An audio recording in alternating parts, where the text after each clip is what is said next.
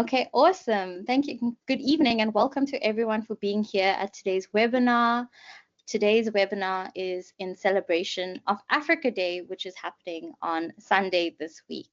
And you're all here because we are going to be delving into the role of Indigenous knowledge systems, especially Khoi and San wisdom in shaping Africa's future. I'm your moderator, Aleya Ramparsad Banwari, and I am a member of the Youth Board for Conscious Lead Hers. Just to tell you a little bit about Conscious Lead Hers is a women in leadership initiative specifically designed for women passionate about joining hands to drive impact, learn new skills, and learn from each other to build our authentic leadership. We believe each woman is a movement, a transformative force that leads with a heart full of courage. She has the power to see, the power to be, the power to give, and can make a profound impact by living and leading audacious inside out. And I definitely believe that our two panelists are the living embodiment of this. I'd like to introduce our panelists, Delicia Govender and Shihaam Domingo. Delicia is an impact tech investor focused on emerging markets in Africa, directing capital and resources into last mile economy startups.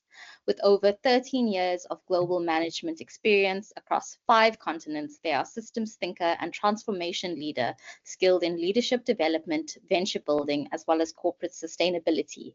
Their expertise lies in a triple bottom line strategies, having implemented macro and micro systemic change in both public and private sectors. While leading an impact investing firm, Delicia, and the amazing change agent that they are also pursuing a PhD at the UCT's Graduate School of Business, specializing in inclusive innovation through the lens of African Indigenous knowledge systems that underpins the success of their company Push Local Ventures as a social entrepreneurship model across Kenya, Nigeria, Mauritius, Morocco, Tanzania, as well as South Africa. And lastly, as a servant leader, Delicia has held various positions, including keynote speaker, advisory, and mentorship roles for the University of Oxford, the United Nations, Google, the UK Royal Academy of Engineering, and the Africa Tech Festival, as well as the De Beers Mining Group. Thank you for being here, Delicia. And now to Shihaam. Shihaam is the owner and creative producer of The Domingo Effect, which uplifts Indigenous knowledge through the arts. Her stage and television production, Die Reel van Hip Hop, won a Fiesta, my apologies, award for the best musical production in 2017. This work explored identity and language by merging South Africa's oldest dance forms with hip hop and nature. Shihaam's development work targets communities hosting major Afrikaans festivals that often exclude local perspectives. Through the Domingo Effect, she aims to amplify Indigenous voices and deepen connections to ancestral traditions. Recognized for her passion for foraged foods, Shihaam curates culinary experiences showcasing the vitality of Indigenous knowledge systems by sourcing ingredients ethically and partnering with suppliers who uphold ancestral methods. She fosters heritage and sustainability in community-focused projects, celebrating Africa's cultural wealth. Thank you so much, Shihaam, for being here. Now, before I open for discussion and questions, I'd just like to give Delicia and Shihaam a moment to honor the collective ancestry we have and the land that we are living on, that being the African continent. Kegangans, thank you, Aleya. Kegangans means deep gratitude in Khoikhoi. I'm going to hand over to my elder, just Shihaam, as a matriarch, to just share a little bit about, I don't know if you can see it in the camera, but she has Mpepu burning. And that's a common way for us to open in conversation, is to open with the Mpepu and honoring of the ancestors in the land. Thank you, Shihaam, over to you. Awe, hi Gangangs. Thank you, Aleya. Thank you, everybody, for being here. So we start off by lighting the Khoikhoi. I don't know if you can see that. So it's the sage, also known, it's known to me as Whatnot's Khoikhoi, but also as Mpepu. and it's the sage that grows in the mountains here. I like to refer to it as the mother herb, because we learned about this herb from the birds, and the birds put it in their nests to keep unfriendly things like hojas and fleas and mites out of their nest, to keep their babies safe. But it's also the medicine that we use to cleanse our wombs and to heal our wombs from generational trauma. So also, just before I go any further, to acknowledge the ancestors of the land that we're all on, where we find ourselves now. I acknowledge the ancestors of the land where I am at Princess Flay, and our collective ancestry that brings all of our bodies into this space now. Thank you for that, Aleya. I welcome all of you to burn the sage, or to light the sage, or hold on to the sage that you're connected to. But I think that if we're on this continent, then the Hotnotskoichut, the bedding of the ancestors, is the sage that we're using here in the Cape. And just want to say that this is gathered from land that is where we live, from the land that we live on. So it's legally gathered. Thank you. Awesome. Thank you so much, Kaigangan, Shihaam, and Delicia. Okay. Just before we go into questions, I just want to encourage everyone in the audience, please feel free to talk in the chat, post your questions there. Inam, who is the chairperson of the youth board, is standing in as tech support. She is going to share 1 or 2 polls in the chat to encourage rich discussion. Please participate, and you might even get a chance to chat with our speakers towards the end of today's webinar. So please do engage. Okay, wonderful.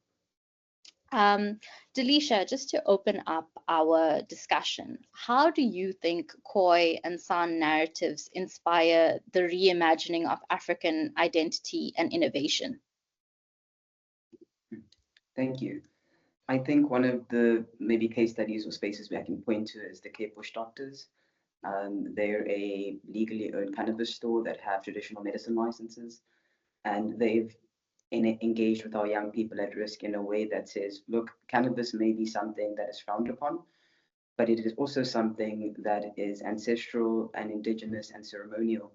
And so what is the identity connection in that? And so in generating profit, they've brought profit back to the identity of the Khoisan, which has been, whether it's cannabis, whether it's hotnots, like Shihaam has mentioned, whether it is, rooibos tea, but acknowledging that plant medicine and ceremony around that is key to who we are, allows us to actually unlock a multi-billion-dollar industry that at the moment most Bushmen or Khoisan communities only generate 1 to 2% of revenue from. So I think by reconnecting back to what has always been indigenous practices and always been indigenous plants and ceremony, connecting those into the business and the economic space allows us to create regenerative or restorative models, such as Cape Bush Doctors for the youth at risk. Thank you. No, that's very cool. And then just moving on, expanding onto the role of storytelling in this. Shihaam, can you speak more to how Indigenous food traditions and cultural storytelling can help us celebrate Africa Day and reclaim our heritage? I don't know if it is a matter of reclaiming. I know how this is still happening today when we light a fire and we start telling stories around the fire. And I feel that it is decolonizing the way that we have been told to tell stories within the framework of theater with lights and all of those things, and rather taking it back to the fire so that stories can be told authentically by those who know the ancestors, by the people who are from that land. And through us doing that, we will see how we're collectively connected on this continent.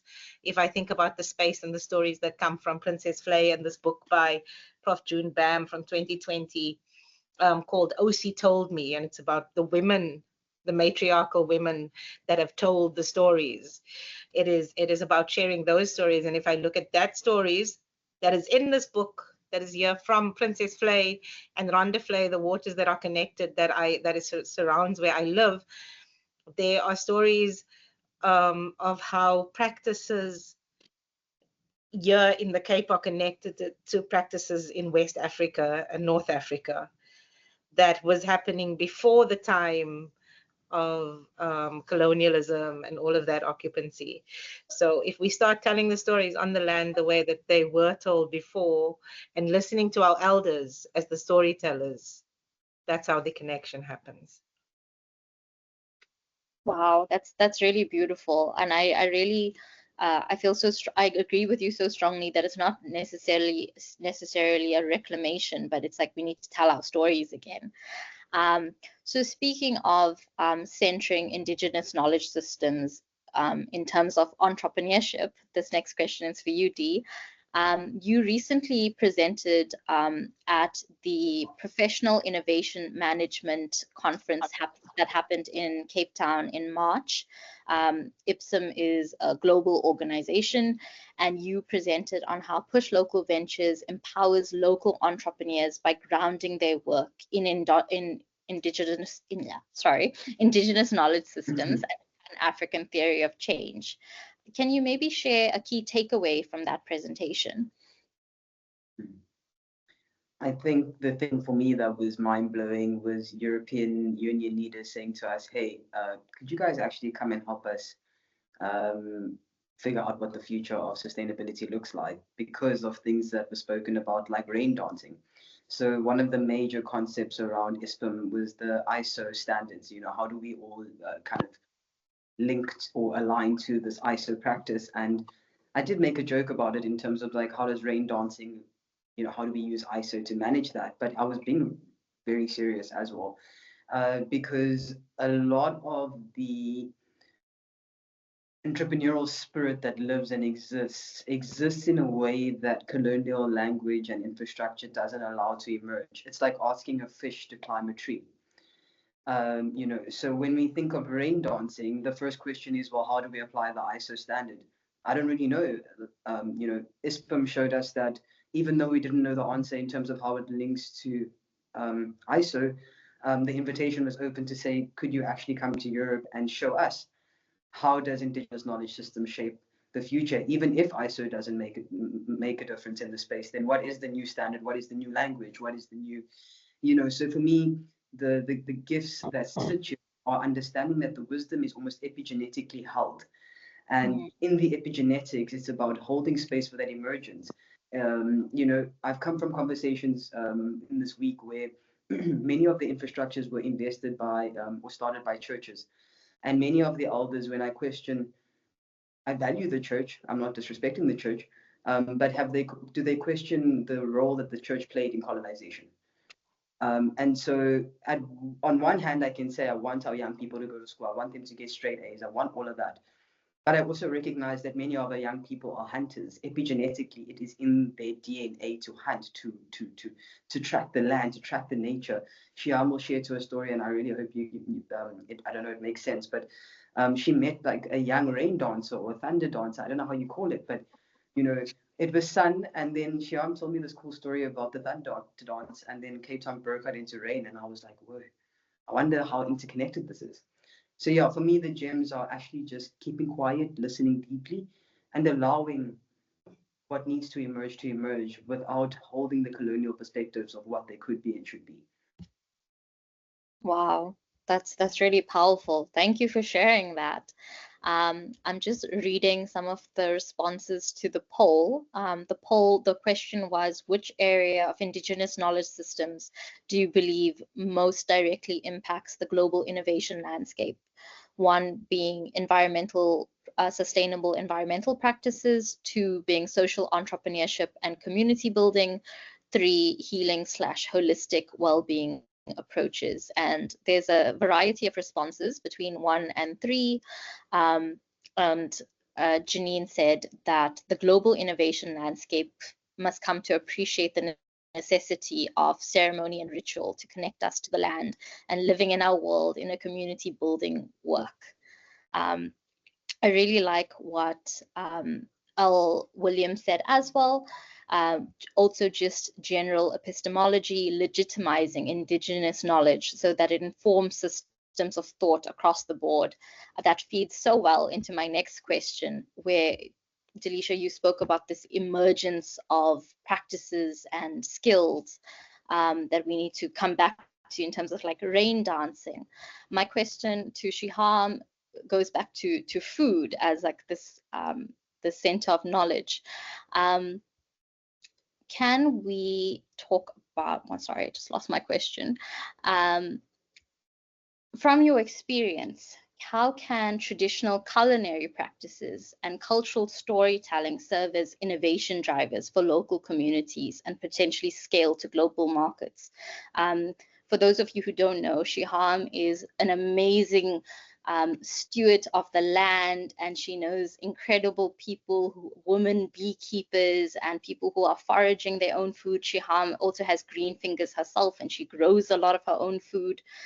So you're really a holder of knowledge here, and we know that food sovereignty is one of the ways that we need to reclaim our cultural heritage. So tell us about it. Thank you for that, Aleya. I just have to declare that the green fingers belong to my husband and my children, who pay their rent with planting what is necessary. But yes, I think a big way for me has been to reconnect with those who are showing up as custodians of the land, who are, for example, there's the Blinkwater project just outside of Gansbaai, where women are foraging alekrik and mussels at the right time of the season, and then pickling it in the old ways, you know, like preserving it in a way, so keeping it for the next season. And these are practices that have been handed down to them, and they're gathering still from the fish traps that were built by the ancestors. So acknowledging those practices and also supporting it, and for me, and it's difficult because money isn't the currency, but paying them handsomely for that. To maintain it and to show them that there is an economy, a heritage economy that is linked to stewardship is very important. So also when I do a food story, I will include those kinds of nourishment on the table. There's an auntie in Saron that grows the makatan, the big green watermelons, and then cooks them on the fire from wood that is foraged around, that is then becomes the foliage, fuels the fire to cook that makatan. Yes, it is in sugar, which is not, you know, but it is, we're in a blended society. We're mixed and blended too, so that also comes through in how they're preserving. The spices that go in, for example, are not from here. And that just shows for how long we've been connected, actually.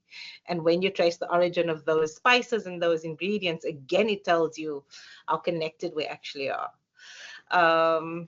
Yeah, I hope that answers your question. And just to go onto the story, if I may share the story of the young rain dancers.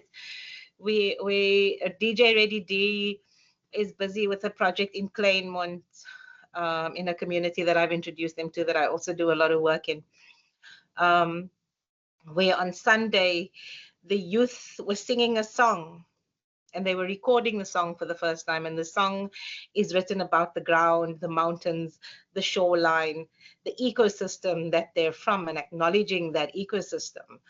And at the time, honestly, they had gone through their first half of recording the song, and it was a sunny day. And I said to them, you guys are doing fine. I'm going to leave the studio now, and I'm going to jump in the pool, which is just outside the door of where we had built this little studio. Well, where Dee had built this little studio. And while I was in the pool, the rain just started coming, like there wasn't clouds before that. And then the door went open to the studio, and Dee recorded the rain. But what was happening, that as this young man sang the lyrics of "I Walk Through Thunder" in Afrikaans, And he was referring to the kind of thunder that comes onto those mountains, naming the mountains. The rain came. And Wow. because those kids are a part of a group called the Strandlopers, that's the name of the organization that they're under. They held by ancestors of the land that know the mountain. Those kids knew exactly what that meant. That's incredible. That's awesome. Wow. It's not like these things are forgotten. They're happening. Agree, definitely. Inam, please feel free to turn on your camera and unmute. Hi, everybody. Hello. No, I just wanted to bring in some of the questions that the audience is asking. People are itching with questions. And I think I'd like to, the panel itself, you guys can answer some of them. The first one is from Carmen, who's asking, in a world racing towards digitalization and AI, how can we reclaim and live by our ancestors' wisdom to stay rooted and balanced? And what practices or perspectives from your traditions do you see as essential for this blend that you spoke about within our modern lives? That's the first one, and I'll give you a chance to answer, and then I'll ask you the second one. Yeah, okay, if I can. Like I said, my eldest son is paying his rent by planting the food that grows outside in our garden, and by decolonizing our garden also. Which means I don't know if anything on AI is going to feed you or nourish you or medicate you. And our garden at the moment is not just filled with food, but food that is medicine and medicine.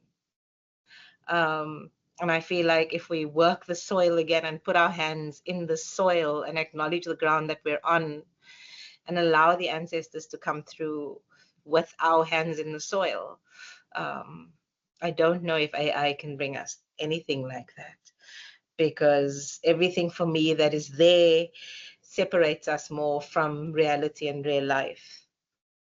And regeneration is what is necessary. And yeah.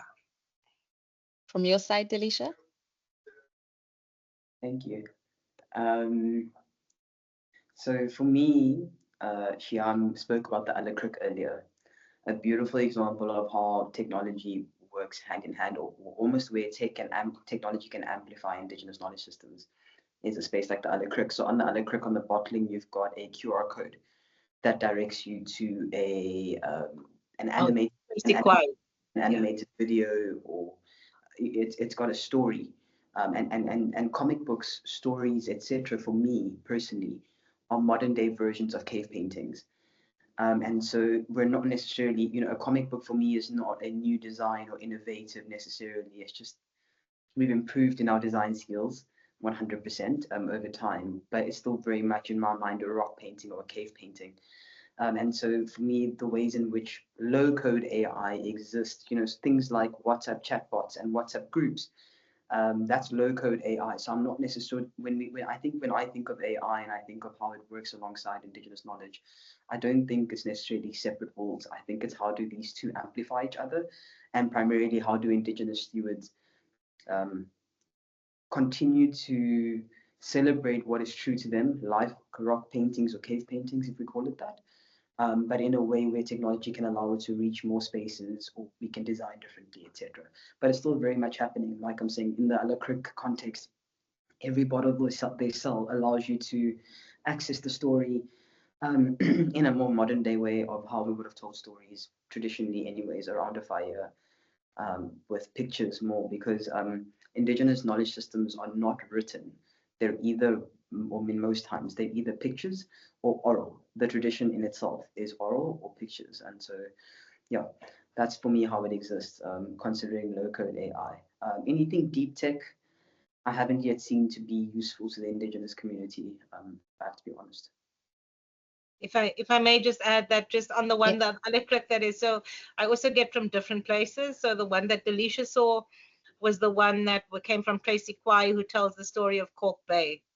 And that Alakrik is, and that's fantastic how it's being recognized globally as innovation and of telling a story, a heritage story of a people, and a development of a space.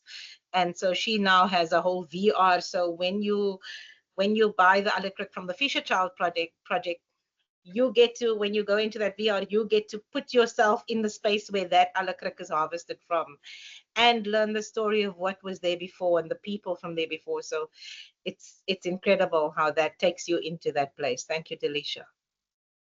Thank you, ladies. I just have one more question before you take over again, Leah. This is from Evelyn. Just one thing, Shihaam, just for our audience who may not know what alekrik is, do you just want to tell them what it is? Well, I don't. Alekrik is a big sea snail. Sorry, I put my shells all outside now. But it's a massive sea snail. So, and it's extremely delicious. I've only got it pickled here in the jar. But yeah, just picture a big sea snail. We also call it gap, and it's such a beautiful thing for me because when it's come to its end of its life, it actually comes out to give itself. Wow. Hectic. Sounds okay. beautiful and hectic. No worries. Thank you so much. This sort of segues nicely into the question that Evelyn has about how Indigenous knowledge systems can be formally recognized and integrated into mainstream education or business practices. Are there ways that I mean, you've mentioned a few examples now, but just in mainstream education and business practices, what other examples have you seen where Indigenous knowledge is being formally recognized? I've seen it with the what are these schools, these Waldorf schools, where I've been asked to go and do a walk, and the walk that comes from the dream walk again, that comes out of the book of O.C. Told Me by Prof. June. And those walks around reconnecting with the land and how connecting children to the land and what is growing in the plants and everything that is there. So, and I'm seeing it a lot more in our education systems, seeing how school gardens are now also introducing indigenous plants to those gardens. Yeah. And I feel like in mainstream, it's almost become, and it's a bit gross, but it's become sort of fashionable. It's become fashionable, which is cool, but that there are things that need to be protected also. Agreed, 100%. Would you like to add anything? Yeah, thank you so much, Shihaam. I always love hearing you share. You're always such a gift. So personally, I'm doing my master's / PhD, whatever you want to call it. Once UCT and I decide on a way forward, I decided to do it on something called, well, my topic is Think Like a Bushman. And at first, the UCT Graduate School of Business was like, absolutely not. Will you write a paper called Think Like a Bushman at the Graduate School of Business, which is the Harvard of Africa? And I was like, well, I don't really see why I can't. I paid my school fees. It meets all the academic criteria, so we'll go for it. And the paper is ultimately based on how do we develop 21st century business leaders using indigenous practices like flat leadership structures, leveraging on bartering economies, those kinds of methods and ways. And so, yeah, that's one way in which you can enter into something even like the Harvard of Africa's Business School as a formal entity paper nudge. And then the other way that I've seen it work or happen is two ways. One, it's having shamans and indigenous elders or wisdom holders be brought into study abroad programs or academic programs as lecturers.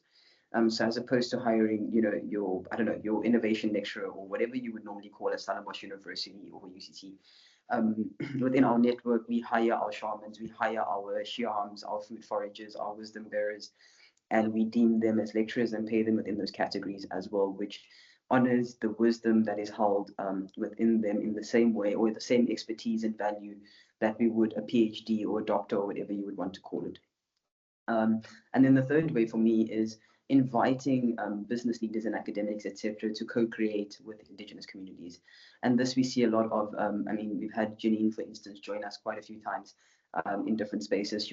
She's worked, or not even in a work way, I don't want to call it a program, but connected with our youth, connected with the tribal leaders, and tried to bridge those relationships. The same for Simone, the same for Evelyn, the same for quite a few people on this call.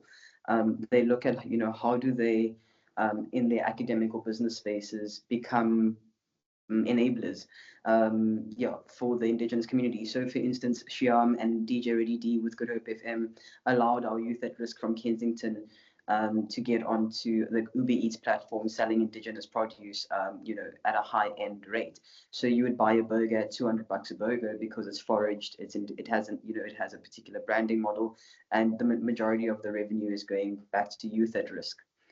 So for me, those are ways in which these kind of models can exist and already do exist. It's not, I don't think we're talking to a future potential here. We're talking to what already exists now and already has existed long before Shihaam and I even had the privilege of sitting on this platform and speaking about it. Kangans. Yeah, if I may add also, yeah, there has been universities that have called me to do this work also. I've done it with UCT, I've done it with around, and they're incorporating it into what's fantastic for me is that the universities, and it's been women, it's been mainly women of color that have called me in to do the work. For example, Prof. Chantal Witten, when she was still at UWC, was running a global program, or a program that was funded around breastfeeding, and the Lancet series. And when they had to do a gathering around that, I was called in to do a food story that links to Indigenous knowledge around breastfeeding. And we know also that Indigenous knowledge and ancestral knowledge is passed down through our breast milk. And so she also incorporated, what does that taste like? What is not the breast milk, but what is the Indigenous flavors that and those ways of cooking that encourages breast milk, but also acknowledging where we come from through the food. So there are really exciting things happening at our universities. There are people like Jude Clark, who's also doing incredible work around decolonizing psychology. Wow. So our universities, for me, it feels like, who has been the spaces that have also been a part of the disruption and the colonization and building toward capitalism, is now going, there's real knowledge out there that we, move away from the ways that took us away, the education that took us away from who we really are, to what is necessary. Thank you so much for sharing that, Shihaam. I feel like this segues very nicely into our second poll topic that we're going to share with the audience, which is, what is the biggest barrier to fully embracing Indigenous knowledge systems in modern African contexts? And the options are 1, lack of broader awareness / education; 2, the perception of Indigenous knowledge systems as being outdated; 3, limited policy or financial support. And I think Dee spoke to it so well, that we need these various ecosystem actors coming together and building these partnerships with Indigenous communities. But there's often these barriers, especially in terms of the dilution of Indigenous knowledge systems, or the concepts are taken away from our local communities. So I'd like to dig deeper into how a Pan-African theory of change, how can we weave Indigenous perspectives into Africa-wide efforts to reshape global innovation, but also, upholding and paying tribute to our local Indigenous communities and knowledge holders like you, Shihaam and Delicia. Broad Thank question. Sure. I don't know, Shihaam, would you like to go first? No, I just want to say that as you're asking that, the paper started smoking a bit. Yeah. So I'm going to leave that to you, Delicia, because that's a clear message for me, that connection is what is necessary now. That we steer clear of the xenophobia that keeps us separated. And as people in the space where we are, just really start connecting further. And yeah. In the beginning, you spoke to the Hotnot Kwehud connecting all of us, and it's beautiful that that's what kind of just made itself very present. Thank you so much for sharing that. I see a lot of the audience clicked number 1. I could be mistaken, but I saw number 1 coming up quite a lot on the screen. Lack of broader knowledge, awareness, education. I'm going to agree and I'm going to disagree. I do think that this is the key driver behind why this is happening, but I don't think it's as unintentional as I know or I don't know. I think there are many humans that sit in positions of power that are fully aware of the wisdom. So let me give you an example. The rooibos industry. It's not an industry that's unknown for the value of what it brings them in terms of $1 million economy. However, the multinational corporation will not acknowledge, although they know it's an indigenous plant, they will not acknowledge the Khoi and San or the Bushman's relationship to that. So I don't think that's a lack of education. That for me is an intentional choice to not let that education emerge to the public, so that you're not held accountable to what is just and fair. If you look at our country, there is no way for a Khoi and San person to identify as a Khoi and San person. So for me as a young person who would love to do so, I'm unable to do so. I can only call myself colored, which is a bastard word. It's well, not even a bastard word, but it's not necessarily representing Bushman, any of those, kind of experiences. And again, in this context, the United Nations is not unaware of the fact that Khoi and San people exist here. South African government and politics, or political leaders and business owners, are not unaware of the fact that the Khoi and San are the first people here. The cradle of humankind, documented, scientifically, as the first place of which the kind of Homo sapien race was found, and those Homo sapiens were called Khoi and San or Bushmen, or whichever one is more appropriate to the context you're in. Yet, South Africa's constitution will not recognize it, because if we do that, conversations around mining, diamonds, gold, that kind of stuff, which we are the biggest driver of on the continent, becomes challenging, because then you're not talking to De Beers anymore about the mine. When you have the conversation around acknowledging that in the constitution you've got, and we've got the education, like I'm saying, it's not that it's not there, it's common knowledge, it's public, anyone can Google this, it's there.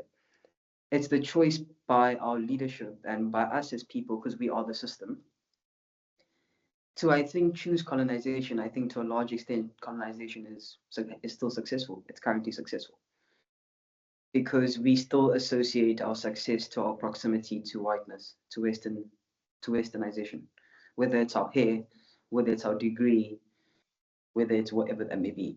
I don't think that's a lack of education. I think that's a choice.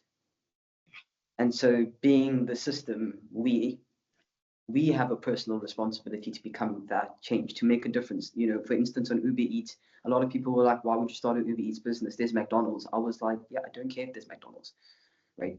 McDonald's is not Cape's Kitchen. McDonald's is not indigenous foraged food. McDonald's, and they did very well. They, for the period that they existed, they made good cash.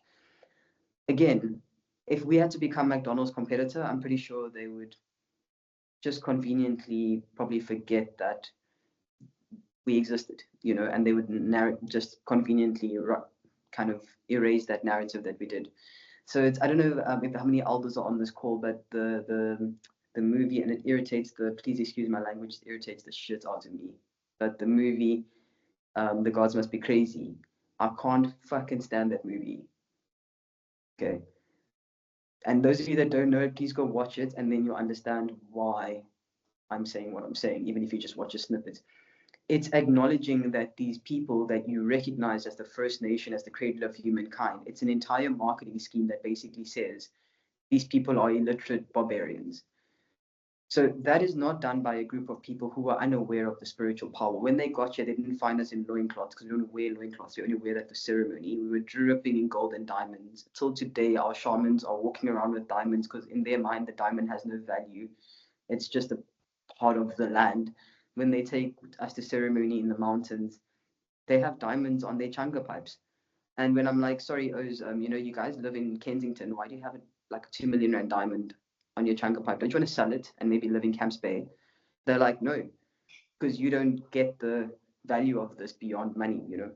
So again, I don't think, although I agree with the point that education is the barrier, I'm not sure if the education doesn't exist or if we're choosing to remain colonized because that's what is safer for us as the system. And that's just my personal take on that. Go for it, Shihaam. Thank you for that, Delicia. I think it is like in question one, it is based around education. Because if we look at what education was, again, I want to refer to Prof. June Bam, that speaks of her education. That was, her first school was watching the ants and seeing how ants get along, and how every ant that is good at what they do, that is their job in that society of the ants and in making the world of the ants work. And as people, we have come from a space where we used to learn from the animals. And now, because we're connected to them, and what education has done is taught us that we're better than. And removed us from who we really are in terms of custodianship. And so this idea of education, and again, all of these questions are linked to, well, in 2 and 3 also, Indigenous knowledge systems being outdated. It's all things that have tried to negate the old ways. Find limited policy or financial support. Money was never the currency. Knowledge was the currency. And if we move away from those things as the excuses, but we don't know, so we must remember that there was a systematic genocide of knowledge by taking away our tongues, our way of speaking, by taking us away from the land and putting us in concrete buildings and spaces where we can't connect to what is growing and what is alive. All of that played a part in this. So we have generations of our elders, because I want to say we need to go sit at the feet of our elders, but for our elders to have been deemed successful in today's world, they had to cut off completely from where they come from and who they are. And even things like intuition and that deep knowing and deep listening has been removed from us. So yeah, I don't know if that helps, but to me that's where the problems lie, and that we need to give time to that again. Thank you for that. There is a really good comment in the chat. I'd like to invite Janine, whose commented is, if you're comfortable unmuting and saying what your comment is, because I think it speaks so well to how, you know, we need to guard against extractive use of Indigenous knowledge, but also not reclaiming, but going to our elders and like remembering this epigenetic knowledge that lives within us. Janine, I don't know if you're comfortable. Yes, sure. Thank you, Aleya. So what I was commenting about is I'm currently working on developing a sort of like a youth fellowship for young Africans across the continent that are interested in or responding to the climate crisis in a variety of ways, whether it's advocacy or science or politics or Indigenous knowledge advocacy. And it's been an interesting experience because I've never been involved in a project at this scale, and I'm much more used to almost like place-based projects where it's much easier to say, okay, Indigenous knowledge comes from like our Koyans and elders, but with this it's like potentially going to be funded by a Canadian organization, but it's for Africa, and so they have this really clear understanding of Indigenous knowledge in a North American context. Everything starts with I'm acknowledging that I'm on the land of this tribe, and so on and so forth. But even though the team that's developing this program is completely African and from like, I think I want to say 7 or 8 countries across Africa, we've been speaking for a month and a half now about how we want to build this fellowship around Indigenous knowledge and whether it's through skills training and exposing young people to Indigenous knowledge systems, but then also like the actual structure of the fellowship itself and the way that we sort of root young people to power and agency. And through that process, it's actually been incredibly difficult to get any answers around like how do we do this? What does it look like? What is the Indigenous knowledge that we're referring to? And I mean, on one level, it's probably because for all of us in all of our different locations across the continent, it's a different Indigenous community, even though there's a lot of alignment, I would say, in the approach of Indigenous communities to living with the land. But I also think that there's like a problem with the fact that like how we design programs and how we design businesses, it's time intensive. Like there's often a short timeline. There's a lot of people trying to come together and collaborate, and so the exploration and the consultation of elders has been like really difficult to build into this process. And so it's basically become a thing of we refer to Indigenous knowledge constantly on a daily basis, but never go beyond referring to it, never go like beyond, we never go into identifying what that is and how we will do it. And so I feel a little bit lost about it, but honestly, after listening to this discussion, I do have more guidance. I'm going to seek out some elders and consult on the matter. Well, thank you for letting me share. Thank you for sharing, Janine. That's awesome. I'm good. We're heading towards the end of today's webinar, and I do want to open up for questions and discussion. So as we wrap up the question part, just to our speakers, Delicia, what crucial actions should African innovators or global partners take to center local knowledge systems, as Janine alluded to? Thank you. I think Janine and the organization and Sparks and the work that they do it so well already. They live this. So an example are the Sparks that are part of their program. They came in to the castle with us. They took their shoes off. They sat with us with Bradlocks. They went through a soundscape. We connected. We learned different languages together. We ate different foods. We smelled different, plant medicines. And so yeah, I think the intentionality here is saying again, from a corporate level, let's not, like Janine said earlier, and Shihaam has mentioned so many times, let's do more than just refer to it. Let's refer to it and act on it.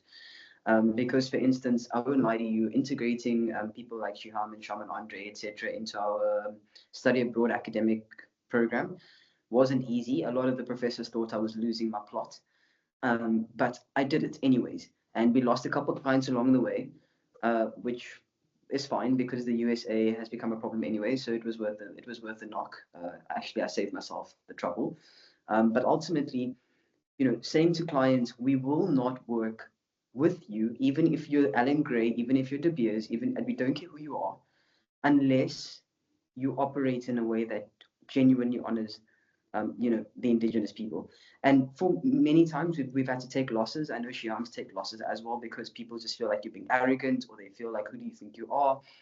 But the reality is, if we don't stand in pride of what we call African, of what we call Indigenous, like we say to ourselves, whether you're a Khan, whether you're Ogbu, whether you're Khoi, whether you're a San, whether you identify as Cape Malay, it's not about what the identification, because we all come from one epigenetic background, one cradle of humankind, one center.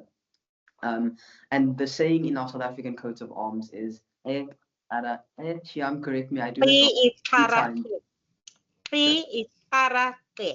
What a G. Thank you. You correct me every time I do it, and I appreciate you for it. This is why we need elders. This is what the elders are for. But ultimately, it speaks to a vision that one of our elders had, and ancestors and forefathers had, that we would have found, call it heaven or nirvana or whatever you want, to sustainability again, when we all unite, when diverse nations come together again. And nations are not necessarily people. Nations are plants. Nations are the cosmos. Nations are ancestors. nations are, yeah. So for me, it's having the pride in that. And when we work with big corporate clients, or when we work with major, sectors, or when we speak at big events. I mean, for ISPM, I walked up to an international conference barefoot, and people were like, "Oh, did you get robbed?" And I, obviously in Cape Town, it's likely, but I didn't get robbed. It was just very shocking to them that why would a young person choose to walk up on stage barefoot? But having the courage to do that and the pride to do that, I think is what puts the smile on my oldest face, like Shihaam, when we get to come home and it's like, wow, you really had the courage to do that. Well done, kid.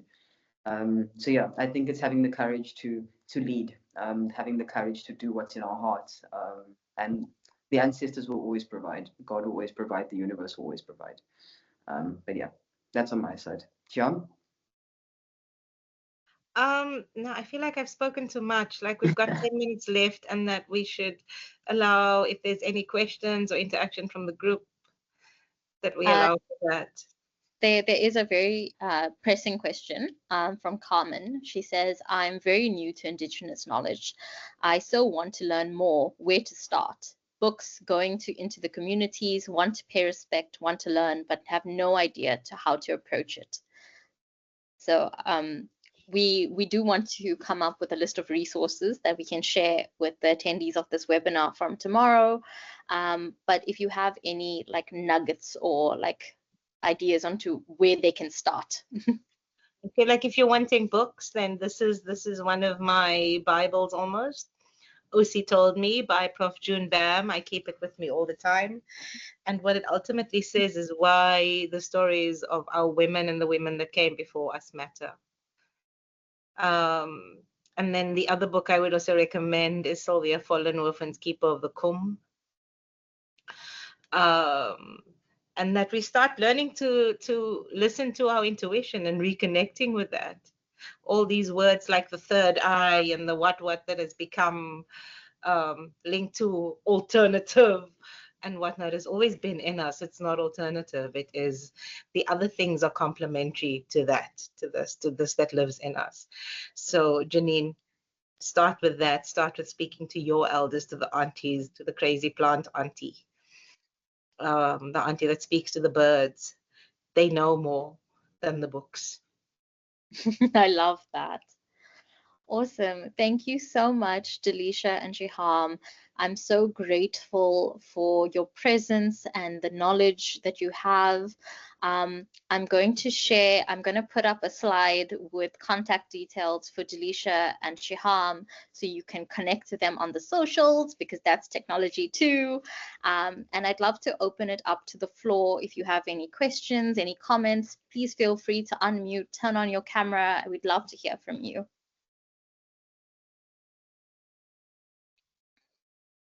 Sorry, while we wait for that, there's also in July, there's a PACE lab coming up. We spoke about storytelling, a Pan-African exchange lab around creatives and storytelling. If you could just post that also, Aleya, so that if people want to register, it's happening in July in Bloemfontein. I've been a part of it for over 7 years, and it's a really great way to connect. Thank you. Wow, thank you. Can I just add one more thing to that? Shihaam does what you call dream walks. I don't know, Shihaam like avoids being the plug. She's not even the plug, she's the electricity in the plug.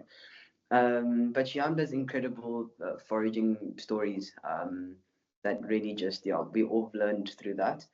And maybe a cool way to connect is to do one of those. We also do a lot of full moon ceremony. So full moon ceremony, if you can do the Woodstock cave hike without passing out, we can carry on. You're welcome to join. It happens every full moon, and there's plant medicines and ceremony, etc. So those are maybe more not book ways, like Shihaam said, but actual ways to connect. Yeah.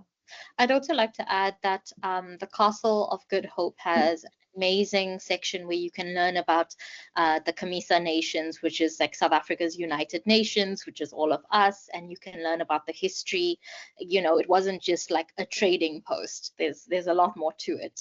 And there's awesome human beings like Bradlocks, he had a little beautiful hut, and he does soundscapes, so he'll play like music for you. And watch this space where there'll be more cool heritage, sustainable tours coming soon. Can you move on to the next slide so we can share everybody's contacts? Anyone have any other questions? Please feel free to jump in. 5 minutes left. I'd like to give a shout out to my AI companion who's done a lot of the background work there. But we'll share, as I mentioned in the chats, we'll share the resources with you guys because you're all about knowledge sharing, and we'll post it on the Conscious Leaders social media platforms. And once the YouTube recording of the session goes live, we will also share that on our social media platforms. But this has been incredible. Thank you to our Deputy Chairperson, Aleya, of the Youth Board, Conscious Leaders Youth Board. This has been an incredible conversation, very vital for Africa Month, really deconstructing the narratives of what it truly means to be African. I found it so insightful. And thank you for your authenticity and really bringing, not holding back in terms of what the narrative currently is and what we're trying to shift it to become. I myself found it very informative, and I'm seeing people in the chat are also agreeing to that. So if anyone else has any other question, please let us know. But otherwise, yeah, any last comments from your sides, please do share that. Thank you so much, Youth Board team. I just want to thank you, Aleya, and your entire team for just being so welcoming and generous to hold space for Shihaam and I. I'm still very much a baby in this process in terms of also uncovering and discovering and unearthing. And I want to just give thanks to Shihaam, who honestly is a pillar of strength across our communities. She's that auntie that's there to feed you, love you, care for you, no matter how old you think you are. You can even be a 60-year-old uncle. She's the person that's always got us. So just to give honor and thanks to that. And then to everyone on the call as well. I see a lot of our daily, everyday supporters and just people that have our back all the time and have our communities back. So I just want to thank all of you for being so committed to this process. I think sometimes it becomes a little bit of a, are we going in the right direction? Are we ever going to get there? But I think the fact that we keep showing up and doing better every day, one day at a time, 1% forward, as a collective, I think that it's incredible. So just thank you for this platform, and Kangans, really do appreciate it. Hi, Gangans. Thank you so much, Delicia and Shihaam, for your time, for your knowledge, for your energy. I think you've given such a beautiful overview of how we can integrate Indigenous knowledge systems into our daily modern life, but also pushing forward for future innovation. I'd like to thank Inam as my tech support. Thank you, Carmen. Thank you to the other conscious leaders for being here. And thank you to our audience. This wouldn't have been possible without you. We will be sharing a recording of the webinar soon, and we'll be sharing some resources and takeaways for you guys the next few days. I'd like to invite you all to please join us at Conscious Leaders for future events and follow us on social media. But for now, have a good night, and thank you so much. Okay, Gangangs, thank you for leading this. Awesome. Thank you so much. Have a good evening, everyone. Thank you very much. Oh, good night. Good night. Everyone, much love. Thank you so much. Bye-bye. Bye.